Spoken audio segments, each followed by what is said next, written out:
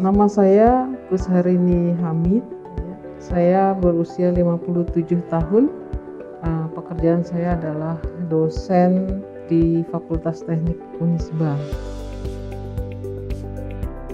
Sejak tahun 2007, pada waktu itu screening kesehatan untuk pergi haji. Keluhannya tuh saya semakin lama berat badan saya turun. Awalnya ya senang, tapi ternyata saya makin kurus dan kemudian mudah letih. Selain diabetes tipe 2, saya itu juga adalah seorang dengan ginjal 1 sejak tahun 1991. Fungsi ginjal saya sudah mulai menurun, kemudian juga kaki saya bengkak, mulai dari di atas telapak kaki sampai ke dengkul. Kondisi saya yang semakin kurus, mata juga semakin buram. Itu setelah dicek HbA1c saya itu 11,5, dan itu cukup lama ya saya biarin 11,5.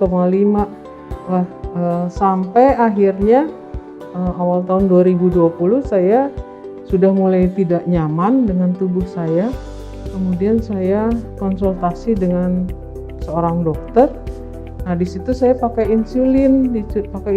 Nah, untuk mengatasi HbA1c 11,5 itu, insulinnya ya cukup tinggi gitu ya.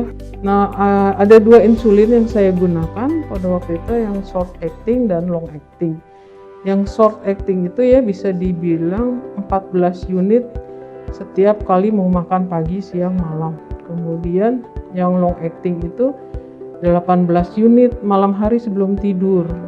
Fungsi ginjal, urium kreatinin juga masih cukup tinggi ya, 1,4, dan juga HbA1c 7,6. Kemudian kolesterol juga tinggi di atas 200. Setelah mengikuti program, HbA1c saya turun menjadi 6,8, di mana juga insulin saya juga sangat turun ya. Sekarang itu saya hanya menggunakan sekitar 20 unit untuk yang short acting, kemudian yang long acting itu 8 unit.